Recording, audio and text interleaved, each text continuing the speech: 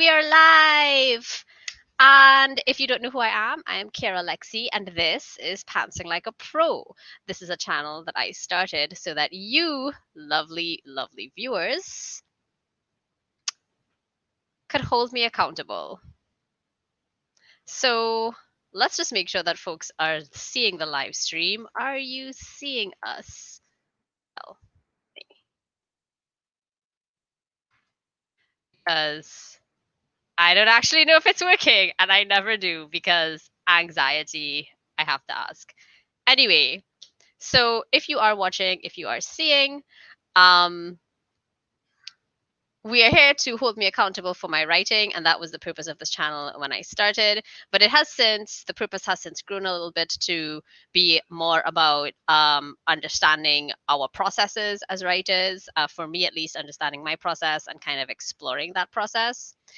And now, for the first time ever, dun, da, da, da, I will be talking to another writer. And this writer, their name is Julie. They go by Julie Mango. And they have a really awesome story that I thought was quite inspirational. They're also my very close friend, and they are the person that I go to for all of my Obia based questions when I am writing and world building. So I am going to, forget it. I'm not even going to introduce them. Julie.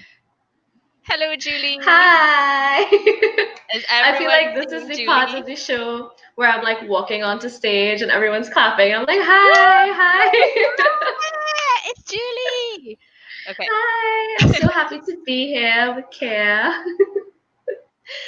Would you like, Julie, to introduce yourself and tell the folks, like all, I don't know, two people, all of whom already know us? This is for future. Yes, This is you for people in the all. future Right. who are For people seeing in the this. future. Yes. Hello, everyone. My name is Julie Mango. I am a witch. I am from Trinidad and Tobago, but living in Trinidad. I write, I do art, I like crafty things, and yeah, that's generally my vibe. Cool. So, what we're going to be doing today, just like I normally talk about my writing journey and how I'm with what I've done this week and how I'm going and what my word count is and all of that tralala and sometimes all of that trash. Today, there will be no trash today unless we trash talk something, but I doubt we will because we're nice people. Today, I'll be talking to Julie about their journey and discussing some of the different techniques that Julie and I have been using separately or together. And I do have some questions here for Julie. So if everybody's ready for super cool questions, Julie, in our private conversations, which I guess are not so private anymore, but you did tell me that you used to write and then you stopped writing for a long time, but now you're writing again. And I was wondering if you would be cool with telling us a bit about that journey and how you came back to writing in the first place, because I feel like that is a very relevant story for a lot of people, and hopefully it will be relevant to somebody watching too. Yeah. Well, I have been writing since I was a wee little child. I've always, since I know myself, I've always been writing. I love to write. But I think around like primary school, high school, I always used to write constantly. Like I would write stories and I would print them out and I would take them to school for all of my friends to read. And then they would be like, okay, we'll wait for part two. And then the next week I'll come and I'll bring my next part and everybody would be like reading my stories. And it's something I heard from like older students and teachers. They'd be like, oh my gosh, you should be a writer. You love to write. I was like, yeah, I really should. I do love it. But at some point, I think like coming to the end of like CXE, I kind of internalized all of the things that my family members would say, like, oh, that's not a real thing. You can't actually make money from that. You should focus on school and not writing. And sadly, I internalized a lot of that and I just stopped writing and I didn't do it for a good long years, like about 7, 8, 9 years. I did not write at all. But Um, Honestly, Kaya, it was you. It's your fault that I'm writing again. Really? I'm very serious. The thing is, like I'm every gonna mute few myself so I don't cry loud. every few months or so, I get story ideas and I will work on them and I'll be like, oh, I love this. This can actually be something. And then I never do anything with it because I still have a lot of that like trauma of while I sit writing at my computer, I think this is so pointless. It's true, it's pointless. I'm never going to be a writer. What am I doing this for? And I stop. But since you started this channel, I've realized that it's not something so like fantastical and out of my reach to aspire to be an author. And I was like, why don't I just write, even if I don't do anything with it, you know? Just write it so that it's there, so that it's written. So yeah, it's really your channel that I'm currently on. So yes, panting like a pro. I'm a writer now. Yay! Also, I totally have actual tears in my eyes. I need to go like find a tissue. Um, no, that's like I did not think for a second that me being like, oh my god, you guys, I need you to yell at me to make sure I write every day, Yeah, it was would be super transformative for another inspirational. human being. Like Just like that's being around cool. all of these people, and like it's you and our friend Nicola, aka Talia, Hmm. and so many people who are in my lives and close to me, and I see them writing and I see them working hard on their stories, and I'm like, why am I not doing this? I can do this too. Why did I Talia, stop? Talia in particular, I think I decided that I would use her pen name like as much as possible on the channel. Yeah, Talia in particular, I think, has been the most inspirational because Talia yeah. is like raising two whole children and She's a she's busy mom. so yeah, and she's very and especially because both of her children are at home right now, and her Hmm. husband who works from home is working from home. There's not a whole lot he can do during work to help her out. She like steals a couple hours every day to do what she does. I mean, she finished her whole manuscript a couple weeks ago and she's in her self-editing Yeah, phase, and I just wow. it's intense. Like I look at her and I'm And like, she is a beast. she It's is. crazy.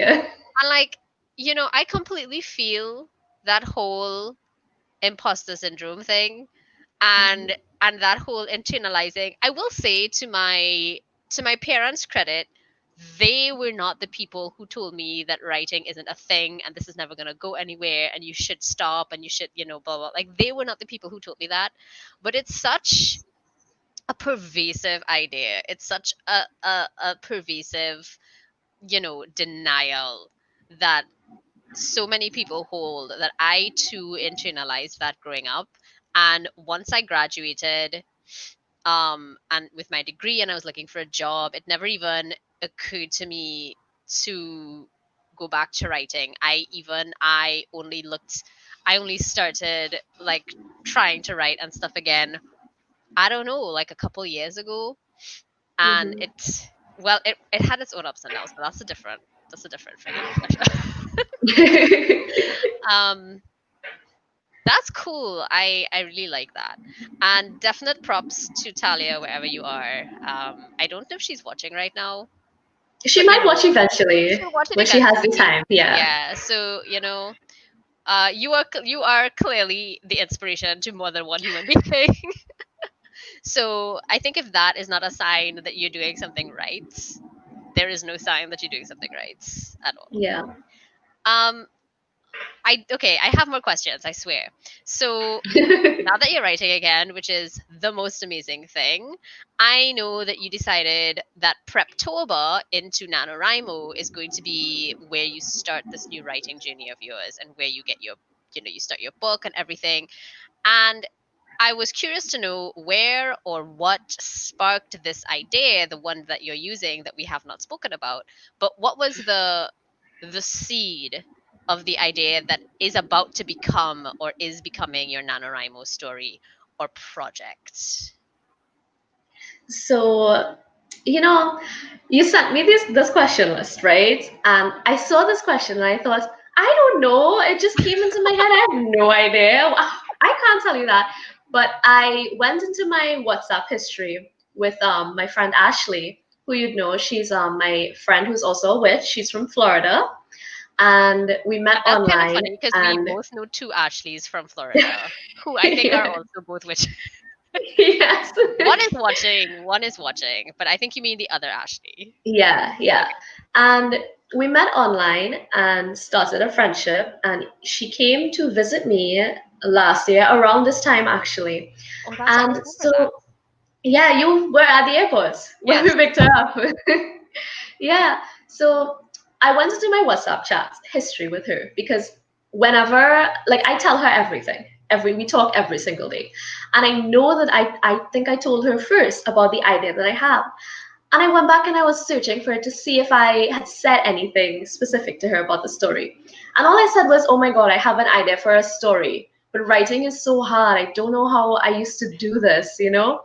And it's only afterwards, when I was thinking about this last night, I realized the story is kind of a little bit based on me and her, like the characters. It's about two young girls who, don't know about each other, but eventually meet and start a friendship. And I'm like, I'm writing about me and Ashley.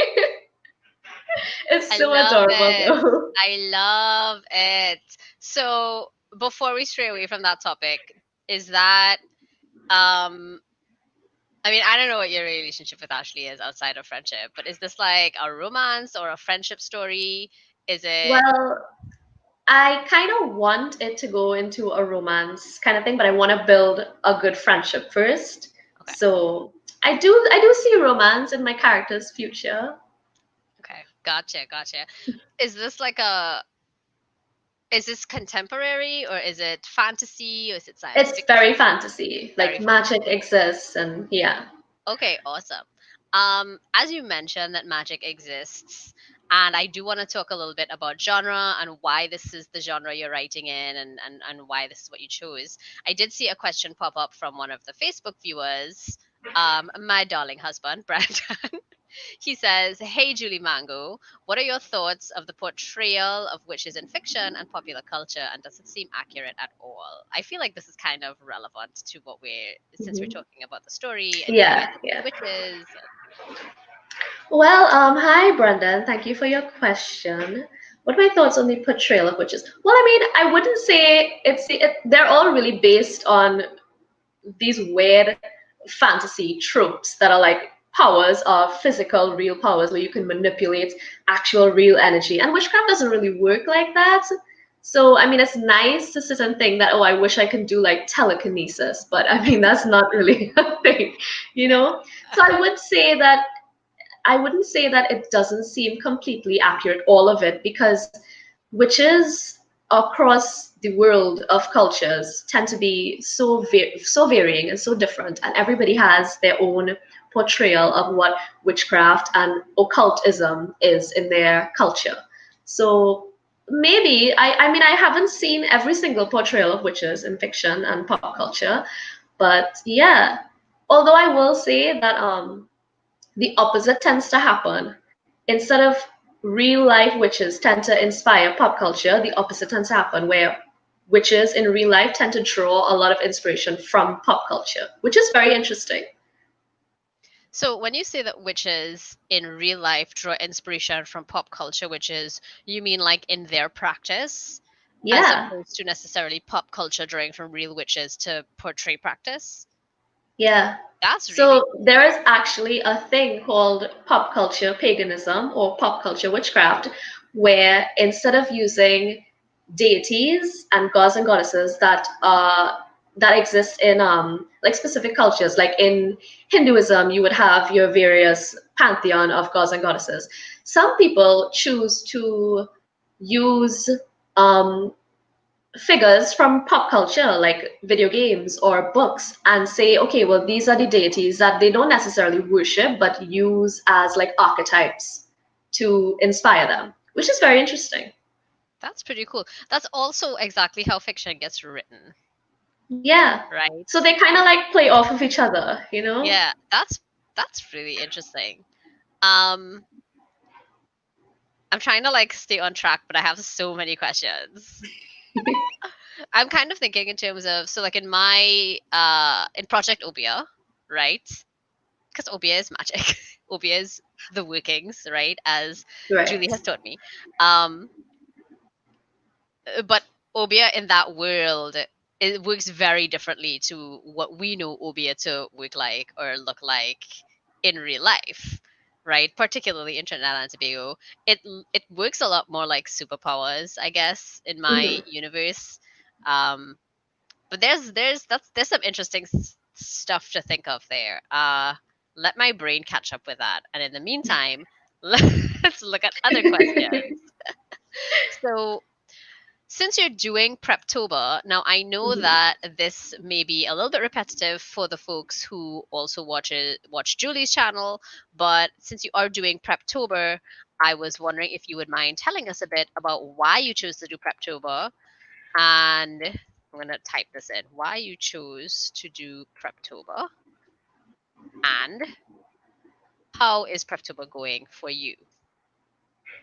Okay, well, honestly, the whole inspiration for my story, the initial inspiration for the story that I'm writing now came in the beginning of June, and the build up for my whole deciding, you know what, I should actually write it for real this time and stop playing around like I usually do with my ideas. It just kind of synced up perfectly with Preptober. And I was like, wait, Preptober is coming up. I can really, really do this genuinely. And I do like Preptober, especially because like you have that like community, you know, you feel like I'm not writing by myself. I have other people who are also writing, and we can help each other out and, you know, like cheer each other on. So yeah, Cool. this is my bullet journal with all of my Yes, I've seen it Preptober because I've watched your nano planning. videos. And I write every day, like what I need to do for that day, what I need to work on, different parts of the writing process. Like if I have to work on my characters, work on my world building, work on my plot, what I have to do each day. So I'm like hardcore, like planning. Nice. I love it. I've been keeping up with your nano videos. And you've only done like two so far, right? Yeah. Yeah. So I mean, to say I've been keeping up with your videos is not like it's not like I have a lot to keep up with it right now because there's only two of them. But every time I Yeah. see that you post it, I watch it like right away. Unless I'm in class, then I watch it right after. Um, but those have been really exciting for me because I like Talia has already finished her manuscript. Yeah. She's self-editing. My brother, who's also a writer, J.S. Christian, he has finished his manuscript. He is self-editing. He's actually querying right now. He queried Wow. Meteors. Yeah. He's looking to do like Pitman and DV Pit and those things that are coming up soon. But they're finished. Their Yeah. manuscripts are done. I have very little company for like actual writing. So like I'll be like, hey everybody in our little Catho like group, I'll be like, hey everybody, I'm doing writing sprints. And Talia will always join, but she's never actually writing because she's past that phase with this manuscript right now. Yeah. You know, I mean she'll be writing again eventually, but until this editing phase and stuff is complete, you know. Uh I'm curious to know a bit about your genre. So I think you said there is magic and stuff, so I guess it's safe to say it's fantasy. Is it like It is. Yeah. a is it like an epic fantasy, or is it like a contemporary fantasy, or I think it's more contemporary. It's not okay. too high fantasy, and it's a little modern, a little bit, you know, and it is young adult because I love writing YA. I don't know why. I love that age, and I think it's like a nostalgia thing. I also think it's a great place, like I don't know if easy is the word. I Mm. don't think the word is easy because I'm not saying. Well, let me finish my sentence before somebody misinterprets this as me saying writing YA is easy because it's fucking not. Um, but I think that when you write YA, that is a period of your life for Mhm. everybody where it is probably the most transformative period of your life. Yeah. You go through the most change many people, if not like all people, they go through the most changes there, because those are the ages where we learn to become independent. We explore our own identities. uh for some people, that's where they discover that maybe they're not straight. Some people, that's definitely where I That discovered happens. I That's gonna wasn't. happen. Yeah. Right. I remember talking to some of my friends from secondary school a few weeks ago, and they were like, I think I like told them for the first time directly to their faces that I was bi, and they were like, "Yeah, well, we've known that since you were like, we've known that since we were in secondary school. Why are you telling us that?" I mean, the conversation had like I had other reasons for starting that conversation, but yeah. So like those that like YA period, which spans, I don't know, like all of your teenage years almost, and sometimes Mhm. even into your early 20s. I think the early 20s stuff is being considered new adult, but new adult is also, some people are like, oh, new adult is dead or deader than dead. And some people are like, oh, the new adult doesn't exist in fantasy. It's adulthood, it's YA. But I mean, whatever you decide to consider it, I think that period as well also has a lot of transformation happening, particularly nowadays, because Yeah. nowadays we've got so many people who are doing things like going through university or vocational training or whatever, and discovering what it's like to live completely on their own, whereas many people as teenagers, they didn't necessarily have that experience. Um, I think it totally depends on your level of privilege, but Yeah. yeah, those Definitely. there's a definitely, but those are like things Yeah. that different people experience, and that's why it's so huge. Um, totally hijacked your answer though. So please tell me more about your YA contemporary fantasy. It is an adventure. Okay. My main character, she has to go on an adventure, which starts with tragedy, but hopefully ends with some nice little romance from her new friend, and some new friends along the way as well. But yes, I don't know. I'm not being mean to my characters, although I don't have a problem with people who are very mean to their characters. It's not my fault that bad things are happening to her. It's just happening. You know We're something? going with it. That's the best attitude I've ever seen, because everybody is like, "Oh my gosh, I can't kill my darlings. I can't be mean to my characters. I love my characters." And that, I'm adopting that from now on. I'm not being mean to Yeah. my character. These things just happen. It just These happens. things They just are happen. precious to me. My characters are precious to me, and it's not my fault if their lives are shit. Like, it's not my fault. It's so true though. You as the writer are just translating onto the page what has already Pretty happened much. to this Pretty character, right? much. You had nothing to do with that, I right? didn't have any. There I'm is just no the hand of God messenger. working here, from your Messenger. perspective. They just, yeah, okay. Um, I remember in your, I want to say it was your last NaNoWriMo video for Preptober, you mentioned that you've done tons of world building and you have like 500 years worth of history. Yes. Could you please, or I don't know if you can because I know no spoilers or anything, but would you mind telling us a bit about that? Like, what are these 500 years of history? How did you come up with it? Why did you choose to come up with it?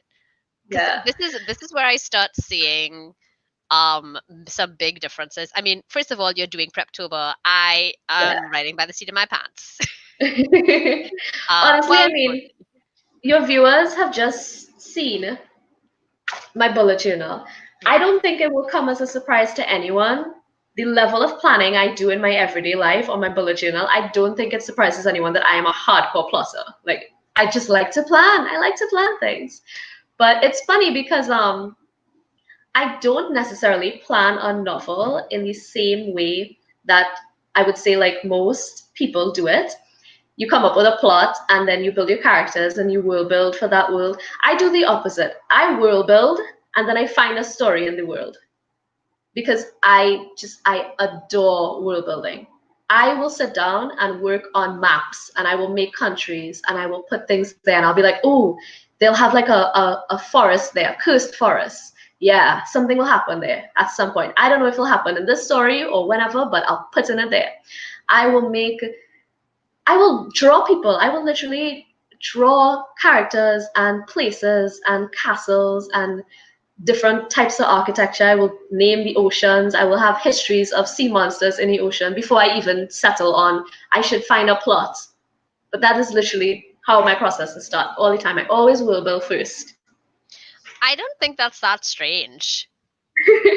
I don't think so at all. Because I know the thing that got me into writing.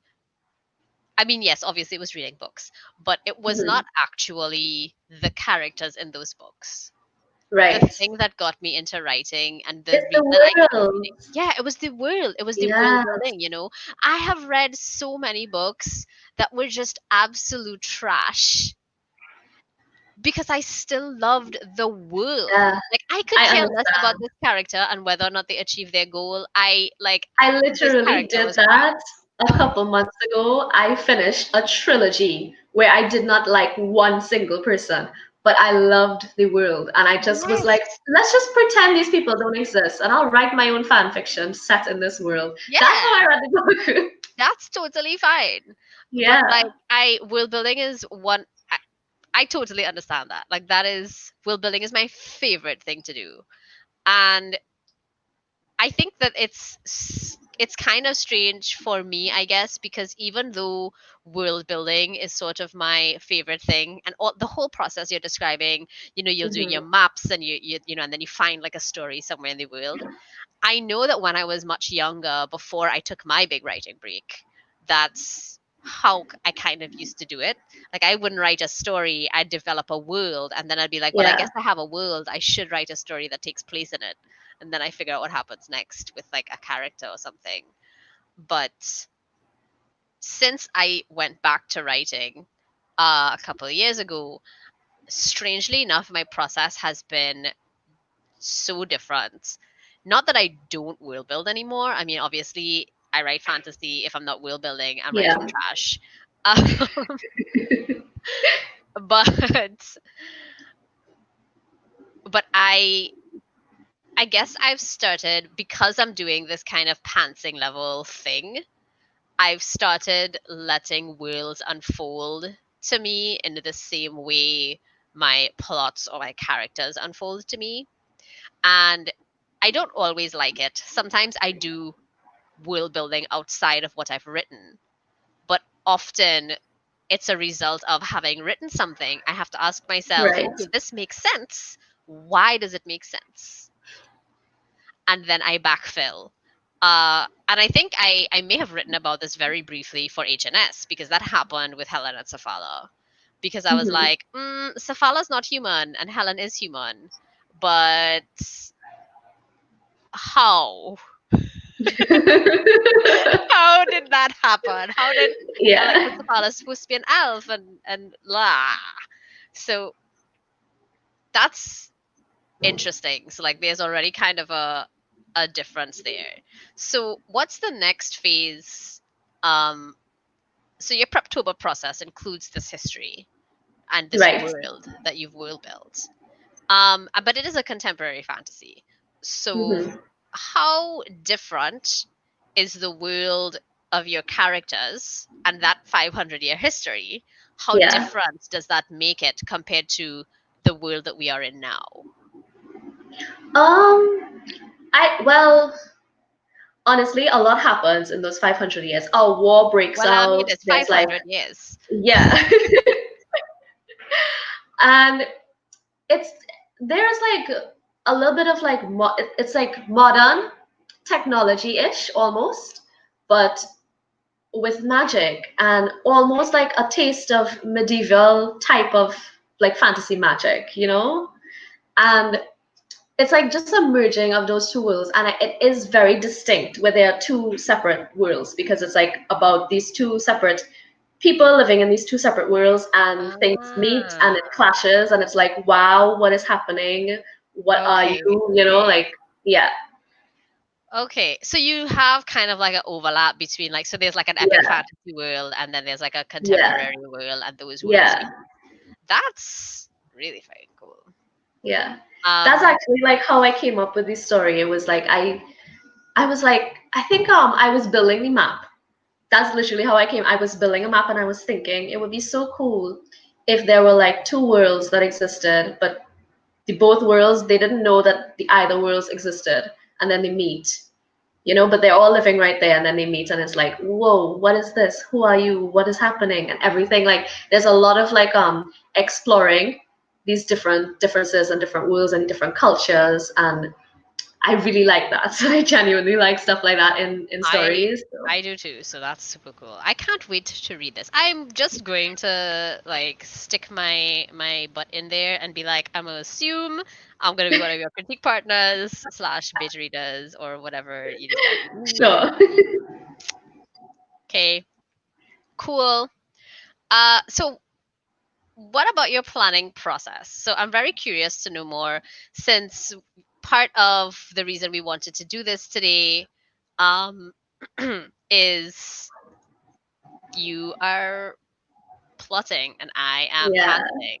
And I know that a big problem I had when I tried to plot is that I would plot and plot Yeah. and plot and plot and I plot. totally understand that. I feel like I have that fear that what if I just never write this story and I just warble forever and I just plot forever and the story never actually happens. But that is like one of my like traumas with like writing. So I have to force myself. I have to like force myself. Like, Julie, you will not eat food if you don't write something. Like, I will write. I I'm have to not force sure that myself. healthy. But I Like do I it. I would do say it that because I love food. okay, that's fair. That's fair. That's Yeah. fair. The I secret is have you have to cook. You have to cook the food and then first. leave it there and then go and That write makes sense. and That then makes go and eat sense. because you want to eat the food, especially like just now I made tomato sugar and roti. I wasn't gonna leave that there. You That's the have trick. extra? You have- No, I'm sorry. No, all right. Just what I would ask, because you're right down the road, I mean, I put on a little Yeah. mask, come over Next with you. time, next time, next time. I actually have roast garlic and roast tomato in the fridge, and I would just like re-roast everything with some Yeah. onions to have Combine it. later. Yeah, I don't have no roti though. Anyway, um, I got super distracted by food. I'm trying to remember what we were talking about. Planning. Planning. Yes. So you already know, right, that my planning process for this has been write some stuff and then when I get stuck, figure out using Save the Cat and Romance the Beats, right? That like combo of two ways to plan or plot. I put those two together because I have romantic subplots as well as I have my main outline. Well, I don't actually have an outline, but I have my main story and my subplots. And so I write, and then when I get stuck, I go back to these two things and I try to fill in what's already happened to figure out what happens next. Um, I think I just saw Tufu in the background. Where? I don't know. Oh no, that must No. have been your hand. I got excited. Okay. Anyway, I probably He's just like sleeping saw your hand. somewhere. Sad. Um, Candy says we're making her hungry. Yeah. So and then I like fill in what I've already done, and then I kind of ask myself, okay, because Junie is my main character, right? Mhm. I ask myself, what would Junie do at this point in wherever I am? Right. The answer, because Junie at this point in the story, Junie's kind of a pleb. The answers aren't so great, and sometimes Yeah. I have to ask myself, well, what would this other character do, right? But that's kind of how I've been driving my story. And one of the reasons that I had such a terrible experience trying to plot is because I know that as a writer, you're supposed to be able to let that go. And you're supposed to be able to write where the story takes you if it's taking you in a Mhm. better direction than sticking with your plot. But once I've Yeah. written that plot, I feel committed to it. And I can't not use it. And that has often brought my stories to a grinding halt, which is why I gave up on plotting and I'm doing it this way. So I would like to know, I know you haven't started writing it yet, but I'm sure Mhm. that these are some things that you're anticipating. So I'm curious to know how you plan to deal with those kinds of problems and how you plan to move forward with your story and your writing. So I have those exact problems. I completely empathize. I that happens to me all the time. And in my last YouTube video, I mentioned that this happens to me a lot. And I wrote a note on my phone, a reminder to remind myself that when I reach a point in my story where things have to change, that I have to not be upset with that because it's not for my sake, it's for the sake of the story. And if I have to scrap things and start over, it's for the sake of the story. And I need to be able to make that sacrifice. And it is hard.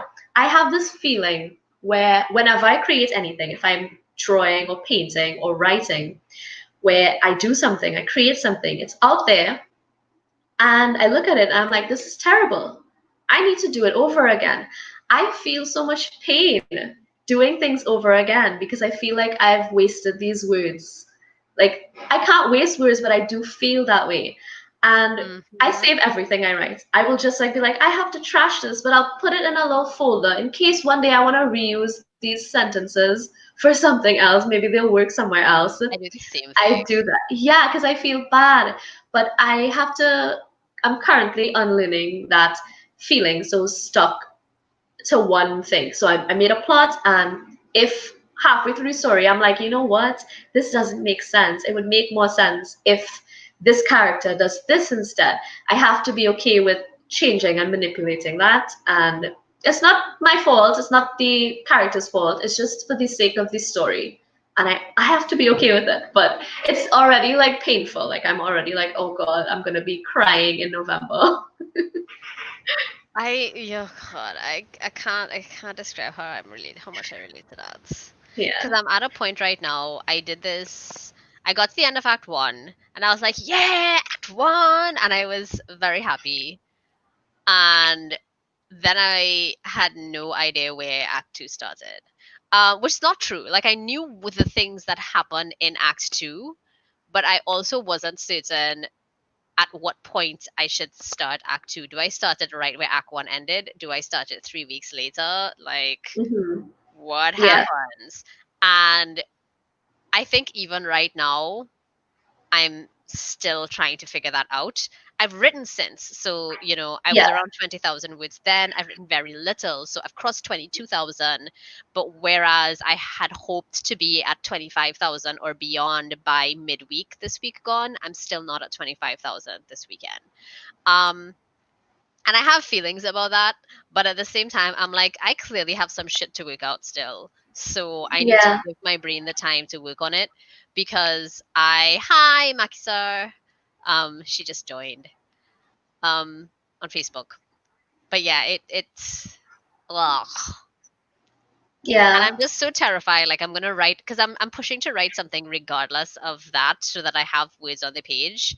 And in writing, it will help me figure out what it is I'm missing and what I feel like isn't right or isn't there. But at the same time, I'm just like I'm gonna write like another 10,000 to 15,000 words, and then I'm going to have that light bulb, and I'm gonna have to retcon all of it. That's okay. It That's is okay. okay, but I understand that feeling of like I understand that, and Save them. Reuse the sentences. Reuse them. It'll be that's fine. actually what I did. Like I have a whole folder, exactly what you described that you do. Like you keep everything in case you use it later. So because I use Scrivener, I have my manuscript folder, and then I have a folder outside of that. I think I've called it deleted scenes or something, where I just like take stuff out, and then I have another one that's like scenes that aren't quite ready yet, or like I don't know where they go yet. Yeah. Yeah. Yeah. What's your favorite part of the Preptober process so far? Like, what is your favorite thing about planning? Um, the feeling of security. That makes sense, though. Yeah, yeah. I do. I mean, I have anxiety. I have severe anxiety, and I try to plan every aspect of my life that I possibly can, which sounds ridiculous. But I do have a sense of security when I plan things and when I'm plotting and I figure something out in my story. So a lot of my plotting process, thanks to my fiance Chris, who sits with me and listens to me ramble, and he doesn't understand anything, but I just use him as like a sounding board. I will be like, why would so my main character, her name is Miriam. I'll be like, why would Miriam do this? Why? What is the point? And he'd be looking at me like, well, maybe something happened to her. Trying to help me out. I'm like, you know what? Maybe something did happen to her. And I will like be like, yes, that makes sense. And I will be plotting. And I'm like, you know what? Yes, I feel so happy because I feel like once I have something substantial, a base, when November comes, I will feel a lot more secure when I'm writing because I have something, a plot that makes sense. And even if I have to change things, we'll get to that when we come there. It's fine, okay, we'll deal with it. But I have something to work with, which is a lot further than I've come with any story that I've been trying to write for like the past few years. So I do feel a lot of security. That's pretty cool. And it's ironic, I guess, because I, as much as I also enjoy that security when I plot, it Mhm. also like feels like a chain. So it's Yeah, weird. But it's also kind of funny because I use Brendan the same way. And poor Brendan. Now, and Brendan is also a writer, you know. So like yeah, sometimes he, I think, understands what I'm saying sometimes better than I do. But most times he's just listening to me like talk, and I need that because I can yeah. sit here and talk to myself all I want. Something that Brendan totally came up to the solution to my problem a few weeks ago. When I had just finished Act One and I was trying to figure out exactly what was going on with Act Two, and even though I had like the major events, I was still kind of blah. And he gave me the idea about the crime that's not the crime. Hmm. Um, and not that I didn't know about it, but sometimes you need to hear it, right? Sometimes you Yeah, need yeah. to. Yes, you did. Wait, Brendan is in the chat. So Candy says, even in the pantsing, there's so much organization and plotting, and it is so true. For somebody who calls herself a pantser, I do an unreasonable amount of planning. um, and yes, Brendan, you did. Okay. In fairness, he didn't do Jack until that moment, but it was a very important moment. It was a He very did it important where it moment. counted. He did it where it Yeah, counted. like he was there when it counted, you know. I was like despondent and I was like walking around the apartment like, oh, I just like, and you know, it was, I do that too. I yeah, literally walk around with my phone, leaving voice memos to myself. I like if I go to the grocery store, I don't I even will do be that. like, "Oh my God, I have an idea," and I will leave voice memos to myself, I walk around the even if house I'm staring out. into space. Brendan says I astral project. So like I go to another plane and I solve problems in that other plane and then I come back. I mean, yeah, if it works for you. Yeah, that's how he describes it. Um, okay, so let's see. I feel like I'm looking through all of the notes on what we wanted to talk I'm about. looking at them too. Um, let's see. What have we not talked about yet? This is strange because it's been 45 minutes and normally I sit here and I talk to myself for like an hour. Yeah. So while we try to figure out exactly where we are in the list of things that we decided to talk about, if folks watching have questions, this would be a good time to start putting those questions into the chat.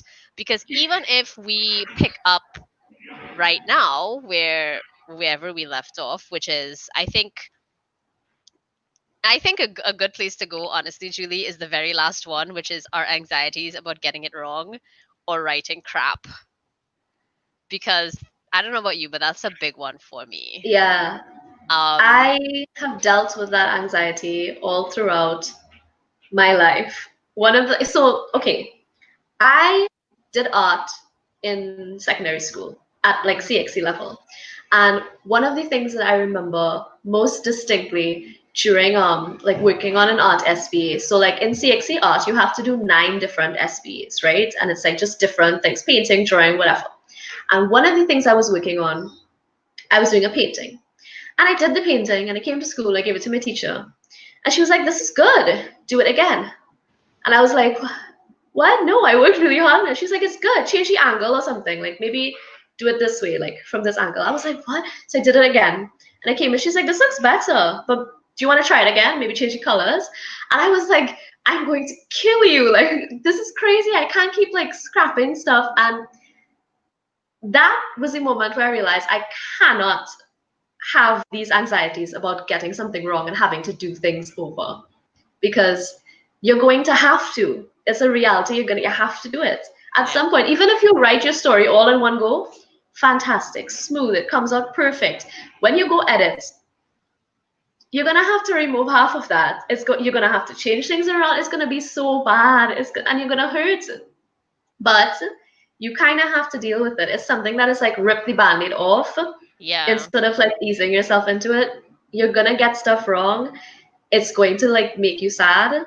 And that happens to me sometimes. Sometimes I will not look at my story for like 2 days straight because normally I work on it. I plot every single day. I will plot for at least like an hour or two at any night. I will sit and I will work on like, okay, today I'm working on whatever aspect of my story and I'll sit and I'll work on it.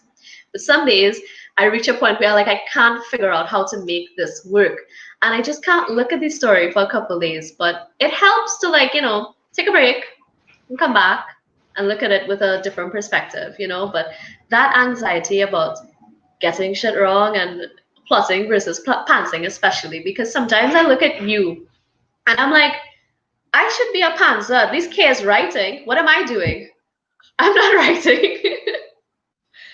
I think I fully subscribe to the idea that there is no process that works for everyone and that everyone has a very distinctly unique process.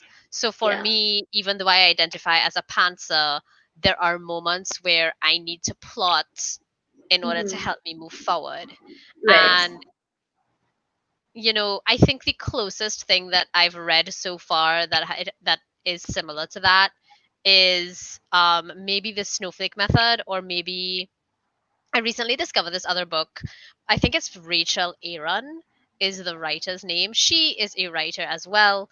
I think her book's at Eli Mon Press or something like that. I can't remember.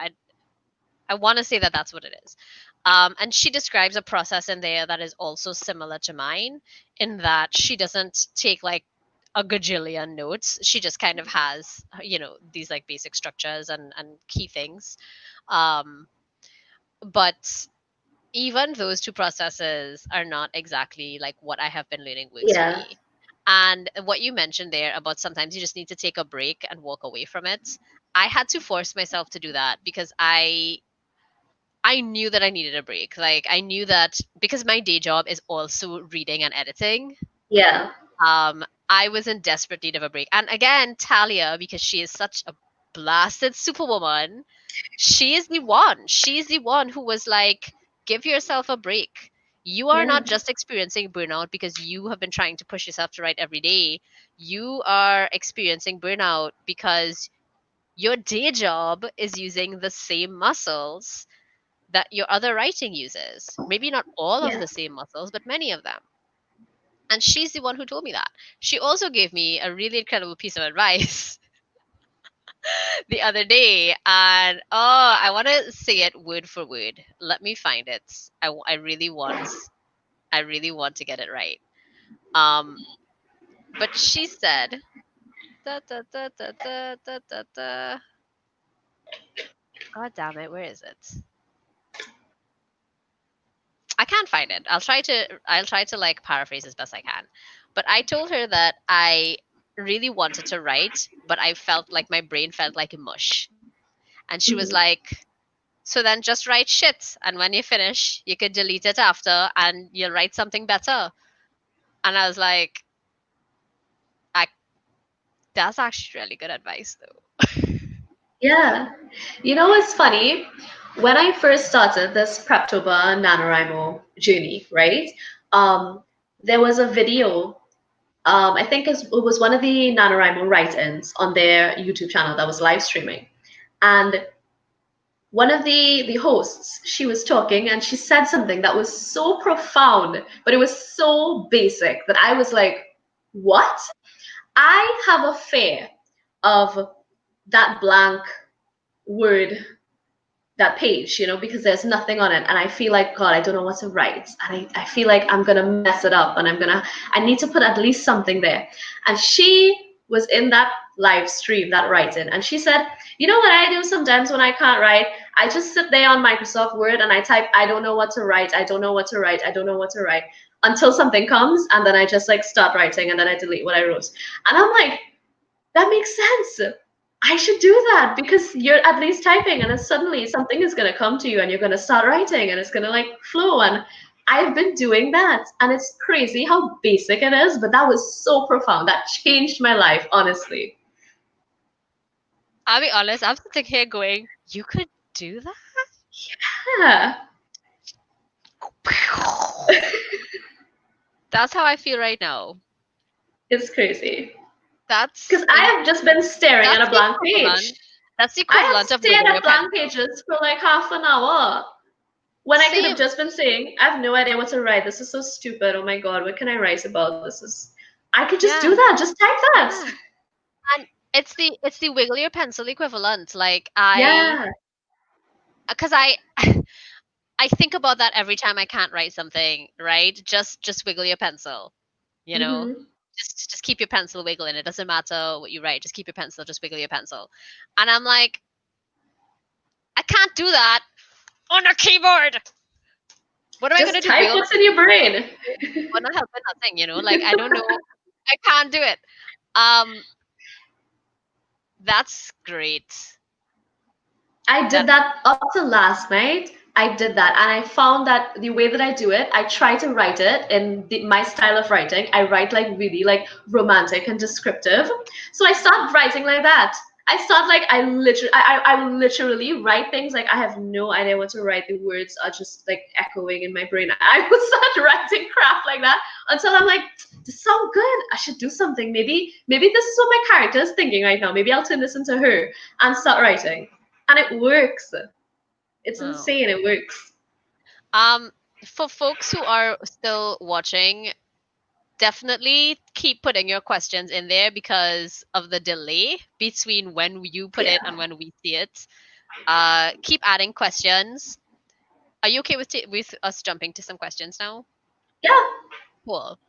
So Makistar who's watching from Facebook, she asks, what is a great way to start your project within a question or a shocking fact, with a question or a shocking fact or a future projection, and then work your way up? What's your go-to? When you say a great way to start your project, and I'm not sure, and it might take a second for you to reply to this, but Julie, how are you interpreting this? Because I interpret the first question, starting the project, is not necessarily your first words on the page. Yeah, I wouldn't say it's like writing. It would just be like how you get the idea of the project. Right. But this next question, what's with a question or a shocking fact or a future projection, and then work your way up?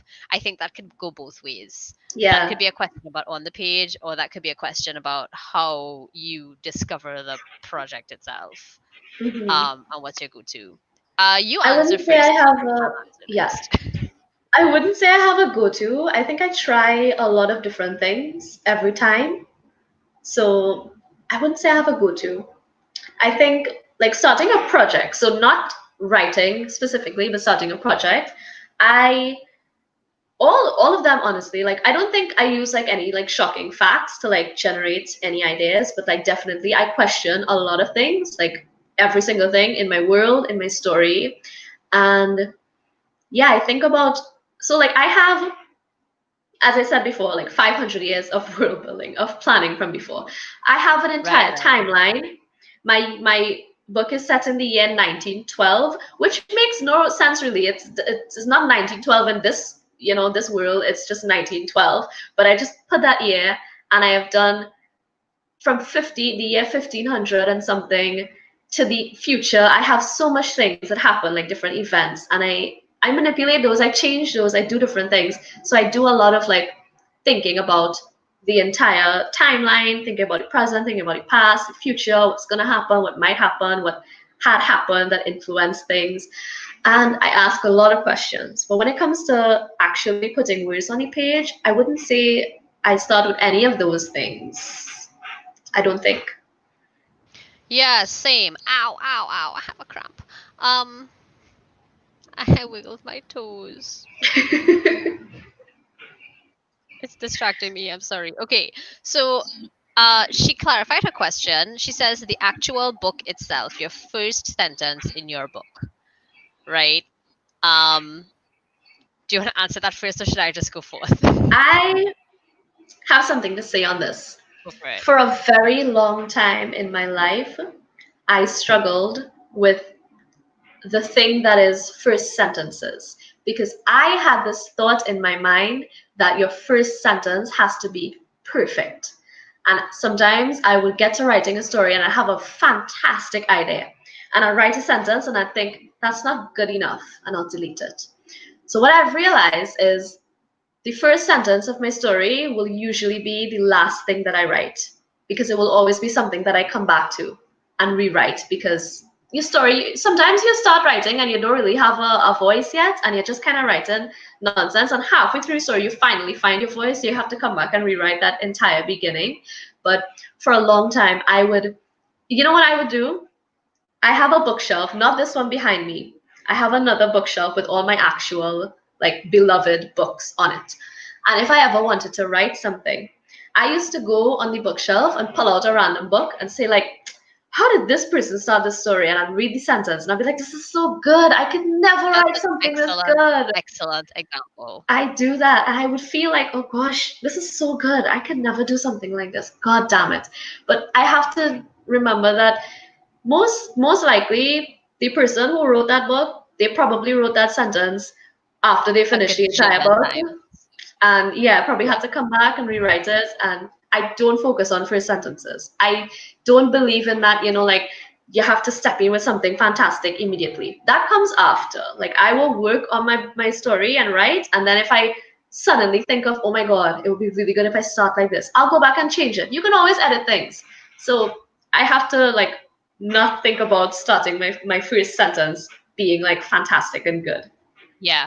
And so she also says that that's what writing groups tell you, that the first sentence should be big and have an impact. And, that's not false, but that's what you do to that sentence at the end. When you're Yeah. editing, right? When you're editing and you have to ask yourself, did I start my story in the right place? You have to ask yourself, did I use too many adjectives and adverbs? Do I need to go commit adjective side and adverb side? Right? When you ask yourself, there's a resource that I recently placed in the Katha Writing Group's resource channel that is from agent. I think the agent's name is Ali Herring. I follow her on Twitter and I came across this first pages. I actually think my brother sent it to me. I think SJ Christian sent it to me on problems that agents see in the first pages. And the thing is that when you start your project, right? When you start your project at first, that's not the end of your project. When your project ends, Wait, just now. A cat. it's Tofu! He jumped straight onto the desk. Are you I okay, am very honey? happy to have seen Tofu today. Hi, Tofu! Everybody say hello to Tofu. He's hiding. It's okay. What was I saying about words? Right. No. What was I saying?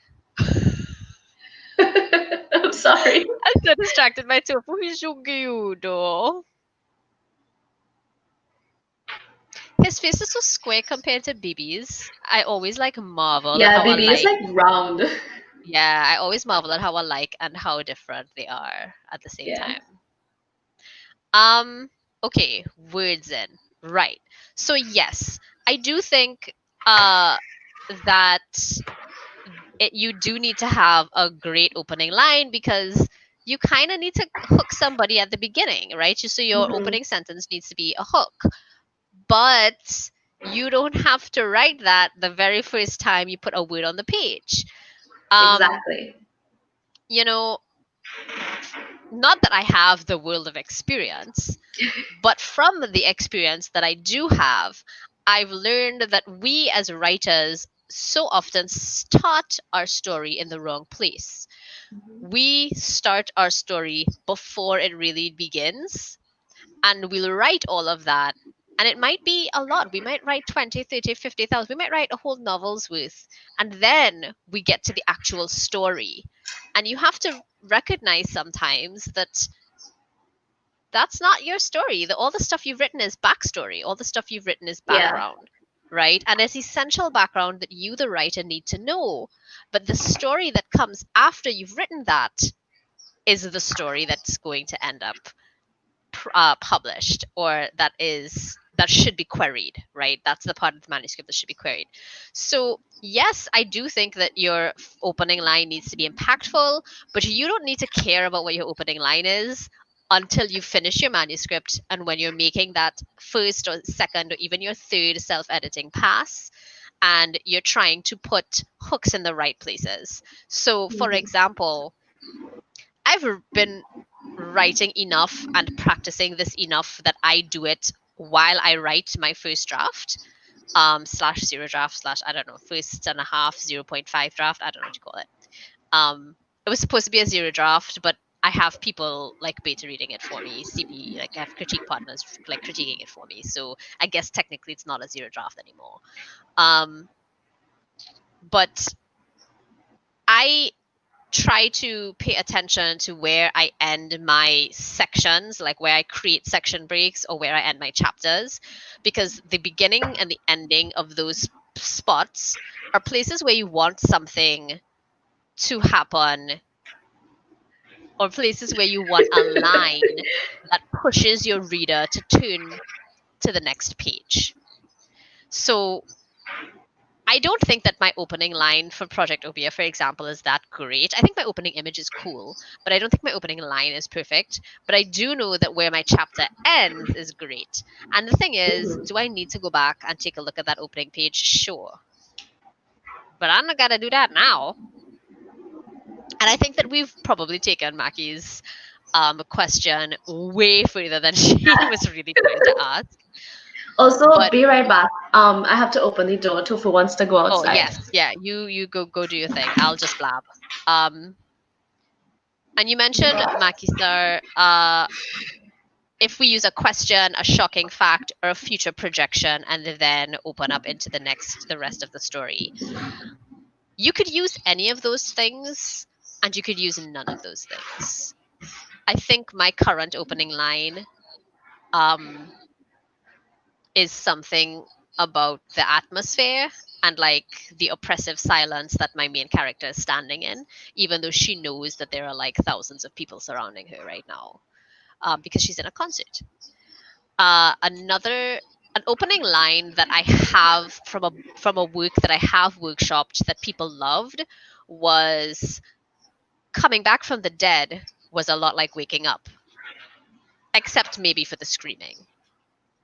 Oh, I like that. That's my opening line for that. That one is from Rakshasa Rising, and it's a fun line, Yeah. right? And I guess that would count as a shocking fact, maybe, because it is a shocking statement. Yeah.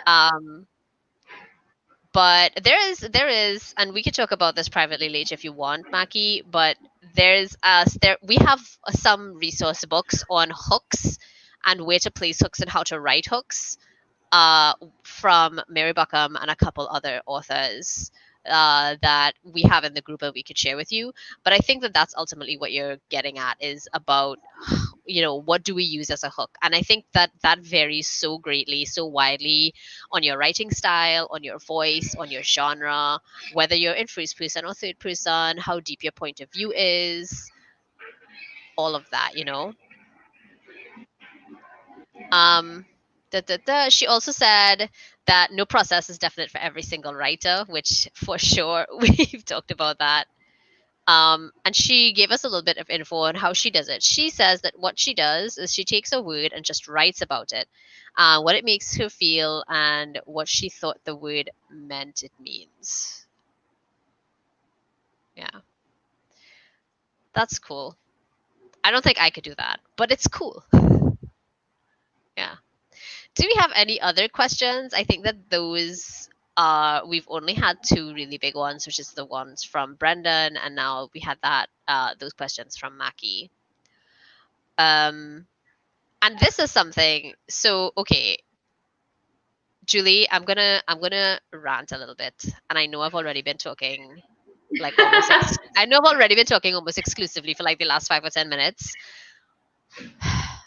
And maybe I will talk about this again next week because it annoys me no friggin' end. Yeah. So, writing groups tell you that the first sentence should be big and have an impact. They're not wrong, and we've already addressed that whole, you can always come back to it and edit it later thing. That's the truth. There's no reason to change that. Something else, though, that I want to tell folks, we should always keep abreast of what industry professionals are telling us to do and telling us not to do. But we should also keep in mind that if you write enough and you know the rules well enough, sometimes breaking them is what will get you the story that hits a bestseller list, right? Because, and they will tell you, don't break the rules unless you know what you're doing. And they're right. I agree that that's right. Again, not like I'm a friggin' expert, but, I do agree that that's right. But something else that I think industry folks do is that they'll say things and they won't friggin' explain what that means. And it is a really dumb, possibly intentional kind of gatekeeping that Yeah. annoys me so much. I was watching a Reedsy video, a Reedsy live stream. I was watching a Reedsy live stream last week. Was it last week? No, it was a couple days ago. Um, which I guess technically is last week if it's Sunday. Anyway, uh, I was watching this live stream. It was a variation. So Reezy does this thing called First Line Frenzy, where an editor, you get to like, they'll let you submit your first line, and then they'll pick some of these first lines, and an editor will look at your first line and give you feedback on it live, right? And even if your line isn't picked, I think it's a very informative experience, right? And so I watch it when I can. And they did a variation of First Line Frenzy where they read your first paragraph, and instead of one editor, there was two. One of the things that they would say is, "Oh, this paragraph is very voicey," right? I don't know if did you watch it, Julie? You sent it to me and I started and I got so annoyed with it that I just left.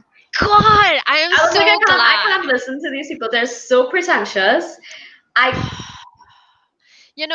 I don't know how. Like on the one hand, I don't want to be like, because who the fuck am I, right? Like, I'm nobody. I am nobody. But they are so effing pretentious. So somebody asks, they're like, "Oh, this is so voicey. This is so voicey." Now I know what that means, right? So I didn't have to ask, but somebody else who was watching asked, "What does that mean when you say it's voicey?" Right? And do you know these effing people, their response wasn't to explain what it means, because guess what? They probably don't actually know what the ass they mean, right? No, in my experience as an educator, and I have a whole effing master's degree to prove it, okay? As an educator, if you cannot explain what a term means or how it is used in context or what it is referring to, you don't actually know what the hell you're saying.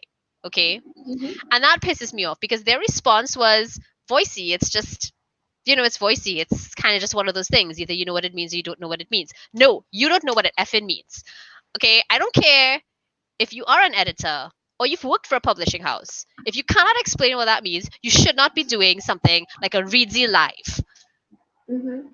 And you know what? You can see this later. Fuck you too.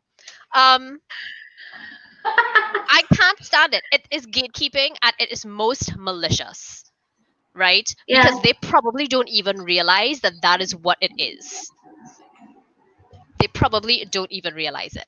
And here's the thing, what does it mean if you're voicey, right? So basically, and this is something that agents as well as publishers, I'm sure, and editors will say, they will talk about the voice. Is it a strong voice? If it's not a strong voice, and things like that. Now, what is the voice? What does that mean? Whether you're third or first person, right? When you're writing, it is, imagine that you're narrating. Yeah? So even when you're writing, it doesn't matter if it's first or third person. If you were to read out loud what you've written, right? Can you read it with inflection? Can you read it with a specific tone or attitude? Right? Is that tone, attitude, and inflection consistent as you read? Right? Those are the kinds of questions you ask yourself to determine the voice. And the reason that we talk about a strong voice versus a not so strong voice or a weak voice is because with a strong voice, there is little to no question about what the tone is, what the inflection is, and how this person is speaking. So if I could read this, whatever the thing I've written, and somebody else reads it in almost exactly the same way because it's clear that that is how the voice is interpreted, then you have a strong voice. Because everybody's reading it and everybody is getting the same vibe, right? The same attitude, the same inflections, the same tone. Now, there are some people who just don't read well, but we're not talking about those people, okay? We're talking about the average reader who consumes this material fairly often, right?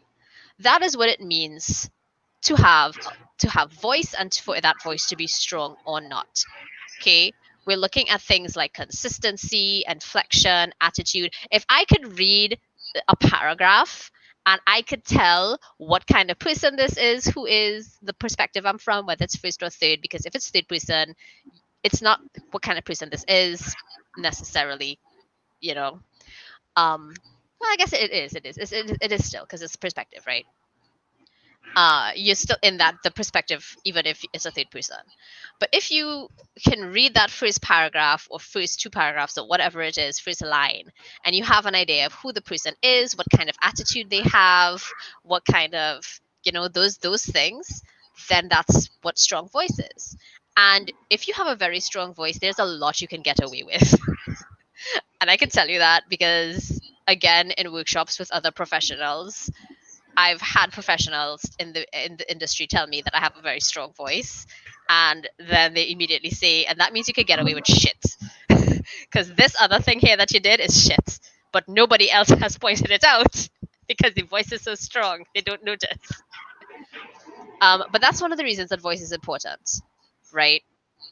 And if you don't have a strong voice, it means that I could put my own inflections and my own attitude onto whatever you've written and create an entirely different character, and that's unclear, then it's much less easy for you to just do things and break rules. All right, I think that I have, for the most part, ended my rant. But it really does bother me. It really, really does bother me. Because if you are in a position of power, which those editors obviously were in, and somebody asks you even a fundamental question, the attitude should never, ever, ever be, well, if you know, you know. Okay? Because A that's lot the of that, first step a in lot of blocking. that gatekeepy attitude is why I didn't write for so long, because there were no people, no writers who spoke openly about the struggles in their process and the fact that they didn't necessarily do things the same way everybody else was saying to do it.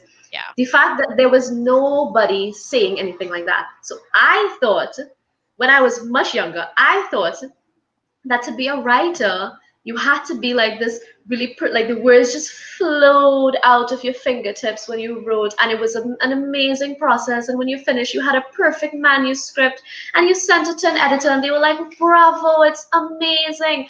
Because nobody speaks about it, and it's only in the most like recent couple of years where authors and writers have been speaking about their process. And I was like, so everybody's struggling like me?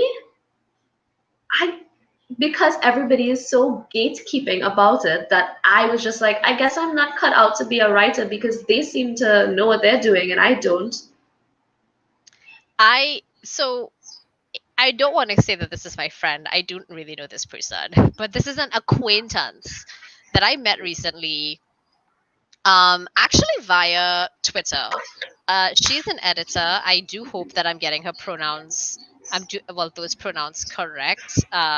We haven't actually engaged so much that I've had to use them. Because I haven't spoken about this person with other people before. But this person is an editor. Her name is Jessica. She's an editor. She's also a writer. And if it's okay, I want to read, or actually, I want to. I'll share with folks my screen, so that folks can see. Yeah, is everybody seeing Twitter? Yes. So this is. I'll read it out loud. Thinking about trunked manuscripts. I have 12 completed drafts over 15 years. Some got revised, some got queried, some even got subbed to pubs by agents.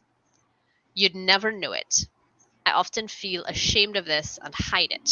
Shouldn't I have more to show by now? Maybe. I learned something with every manuscript, even if it was just that I could get to the end more than once. Every writer's journey is different. Every book is different. It's okay. I'm still writing. I'm still learning. I look at that trunk and think, I did that? I did that. It's pretty cool. It's like a time capsule. And I didn't just learn about writing, I learned about myself. I wouldn't be who I am without that trunk. I still feel bad sometimes. It'd be nice to see some of those books on shelves. And that's okay too. I'm sharing this because with social media now, it seems like people sell their first novel by the time they're 25. If not, they've failed. We hear I didn't publish until I was X years old, which is helpful, but I want to show the long tail, the litter behind every writer as they walk their path. We don't talk about our failures enough. And are they failures? Not really. It's like our writing starts when we get an agent or sell. But my current skill is built on a stack of pages and pages that came before them. A lot of pages. If you sell your first novel, congrats. Really? I mean it. That's amazing. I can't wait to read it. But if, like me, you have a trail of manuscripts behind you and you still can't see the finish line, I see you. It's okay. Keep writing, keep learning. Enjoy the journey. Respect your process. Respect your trunk.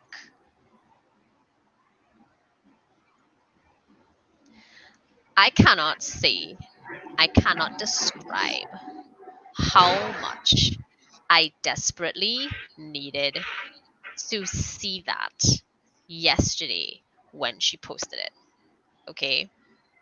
I bookmarked it. That's how important I thought it was. Because we hear about the writers who don't sell their first book until they're however many years old, but that exactly what she described is how we experience it, right? It's like your writing career started at that moment. No, your writing career started 10 years ago when you scratched out a piece of crap with some crayons on a napkin in a restaurant. Okay. Like, that's when your writing career started. Are you speaking from experience? Did you do Really? that? I'm not. That was just oddly specific. But we just don't do it enough. And that's the attitude that stops people like you and me. Yeah. Yeah. It prevents us from doing things going forward. Honestly, my biggest goal is to finish. because I've Yeah. never finished anything. So if I can actually get my words onto paper and finish a story, it doesn't have to be good. If I can finish a story, I'm good. I'm happy. I agree. And I think that that's one of the reasons, perhaps, that this channel isn't the process of querying a manuscript, it's the process of completing the manuscript. Yeah. Because maybe I complete this manuscript and I self edit it and I hire an editor, which I did, right? So I have my deadline now, it's December. Maybe I do all of that work and I query and I never get an agent. Or maybe I never, after I get an agent, if I do, hopefully, maybe it doesn't sell to a publisher. That does not mean that I'm not a writer, and it does not mean that I don't have the potential to be successful.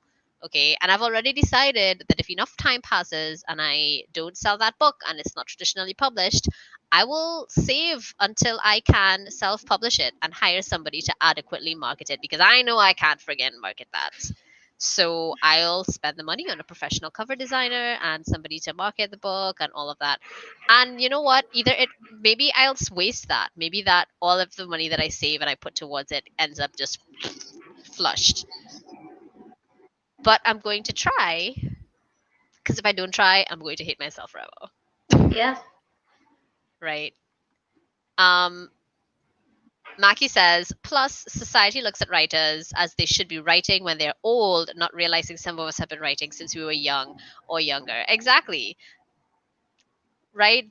Your journey did not start like my journey. You, Julie, you've been writing since you were wee, right? Like you've been writing since you were small. Me too. And I think if my mom is still watching, she could comment on how young I was when I started writing. I'm pretty sure I was not even in double digits. Yeah.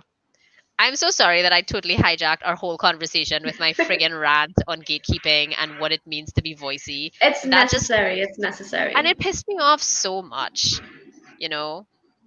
It pissed me off so much. At least they had the good sense to be like, oh, we're two white people. I don't know if we should be talking about That was diversity the in next writing. thing. You sent me this thing, and I was like, "Oh, this is interesting. I'll check it out." And after a while, I was like, "Why am I listening to two white people tell me what to do? I don't care." I just closed it. I do think they had some good feedback Yeah. for the paragraphs that they did choose. I think it was like 18 or 19 paragraphs that they read. But honestly, that's just, it's one of the problems that I've also been having because I'm looking specifically for agents of color and for editors of color to help me with my work. When it gets beyond, you guys, my critique partners and my beta readers, and it's so hard to find. So hard to find. It's getting easier. It's getting better. There's actually a website. I think it's called Literary Agents of Color. Is the website. And I'll try to find it. I have it saved. Lit Agents. Yeah, it's litagentsofcolor.com. Color is spelled the American way, so it's with OR instead of OUR.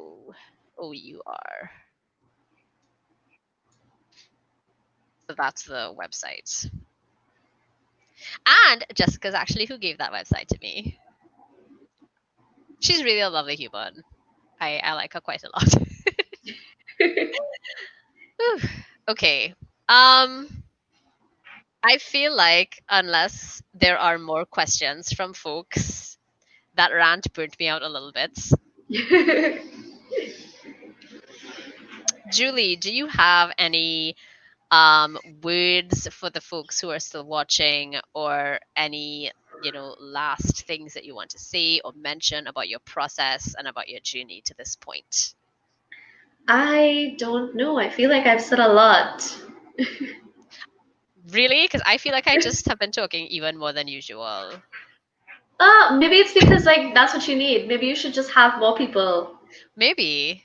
But that's kind of every dumb. week. Like, Just why would have I someone. invite a whole human being and still be the one doing most of the talking? Like, I kind of feel That's bad. okay. Like, I hijacked No. the whole end of that with just like, fuck you guys. Like, that's what I just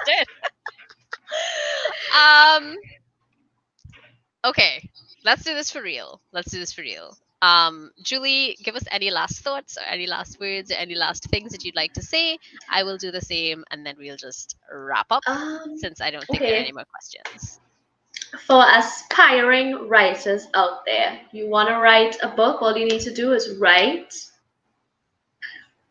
That's it. Just write words on a paper. It's true. That's it. Just put words. Just Wiggle your write. pencil.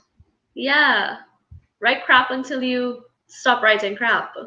Yeah, that's the only way to do it. Practice. I And agree. if you want to plot and plan things and it seems intimidating, because I can understand, like, finding a plot structure, it's like, oh my God, there are so many different things and I have to know all of this information. It seems intimidating.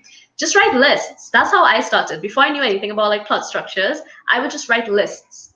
And this would be like, this is the list of whatever, like place names in my story. And this is a list of what will happen in the beginning. This is a list of what I want to happen in the end. This is a list of good conflicts that may happen, things I can possibly use. Just write lists down until you can look at a plot structure and be like, oh, I can put this here. And that could be my main thing, and that could be this, and that could be my climax. Yeah. It's not as streamlined as blog posts on the internet might have you feeling.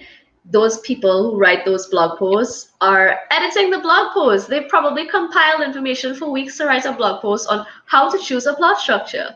So, yeah, it might seem intimidating, but it will take a while if you're new to it. And if you're feeling like it's taking too long, you're wrong.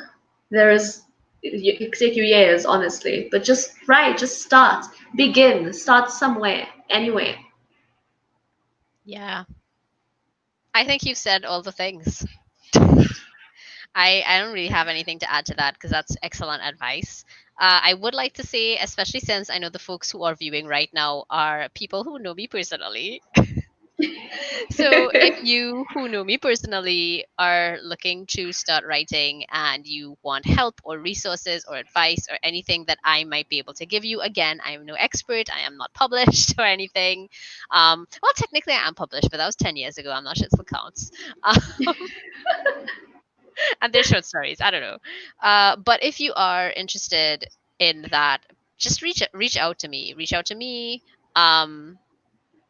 I don't know if you could reach out to Julie. Probably not. Julie's a hermit. I'm not going to offer her services.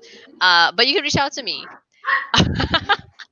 And we can see how, even if I can't help you, I do have an unnervingly large list of resources that might be able to. So I would love to do that for you. So I think that's it, Julie. What do you think? I think so too. Okay. This Well, was fun. this was fun.